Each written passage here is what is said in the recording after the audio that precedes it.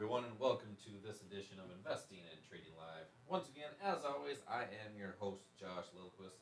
We are back on the YouTube stream. We are rocking and rolling, fired up, ready to go.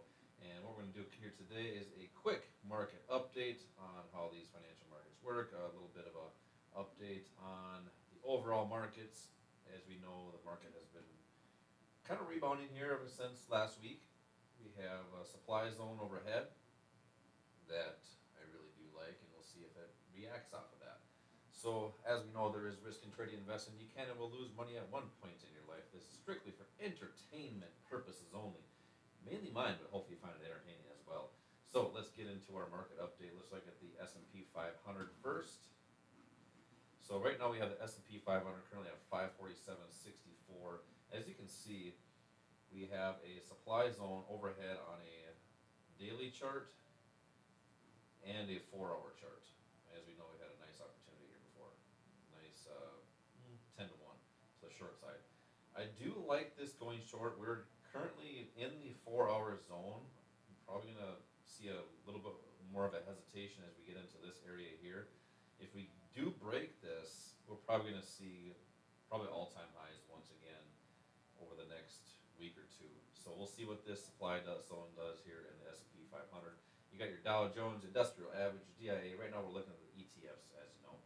And this one here, not so much of a supply zone here, but we have the market at 407.94.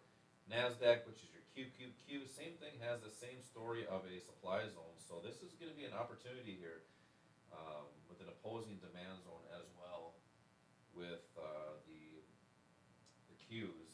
Same thing on the daily chart here. So let's see if we see some continuation out of this supply zone to the downside. As you know, if we do break it, we'll probably see an opportunity up here or up here, which is going to be up here on the daily chart.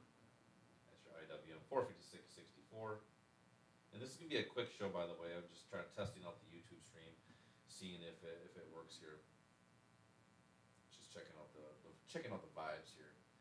Let's look at some crypto. As we know, HNT has been looking really well here for the past month or two since July here, up 172%, if I'm not mistaken, and I am 177%. Oh, more than that, we are up here, 182% since the beginning of July. So this has been looking really good.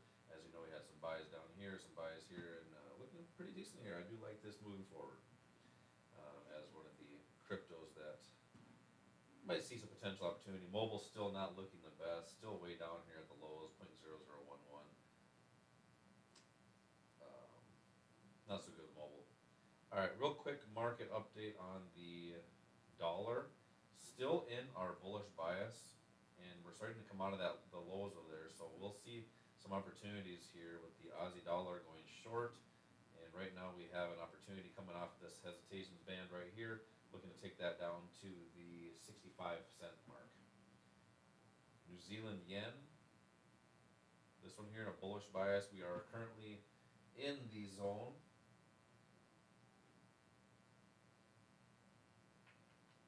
Actually, we are in no man's land. This should not be an opportunity. Let's take this off. This is not an opportunity to be buying or selling, in my opinion. These are strictly just my opinions, by the way. Aussie yen. This one here, this one has the short bias, but not an opportunity. We're going to wait till we get to potential close at 95, 94.25, or a rally up to the 96.75 area and taking that down to 95 bucks even. So that's your currency market update. As far as your stocks, Nvidia. So Nvidia's been struggling here since they're split back here, and gosh, if this keeps going down, we're going to see a big drop here, I think. Matter of fact, we had an instructor talking about Nvidia, why it could struggle in the upcoming months, months. Tesla's up 3.4% already on the day. Right now it's currently 10:32 Central Time. JP Morgan have a tough day. I wonder if other banks are as well. Let's see if we got Goldman Sachs in here somewhere. Goldman Sachs also struggling, down 4% on the day. Elf was on the radio the other day. This might be an opportunity here. Elf might be a stock that the public is going to start to understand and know more about. I don't see any real demand zones here, but take these off, get a little clearer chart. You do got an opportunity right here with the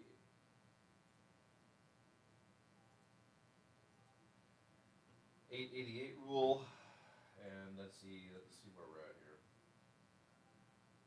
Let's go back to our 4-hour chart. 106.17 to 115. 106.17 to 115.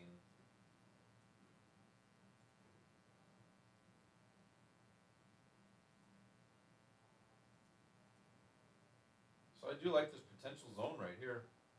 Got an opportunity for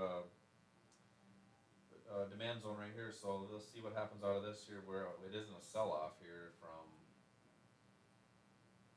50. It's 50% cheaper right now. So here I've been doing this whole show, and my mic hasn't even been at my face here. Hopefully you guys have heard me, but if you haven't, we will see if you did. Let's end the show here just because I totally messed this up. Just double checking here if this was a good stream here. As you know, we'll do another show coming up here. This is just a test.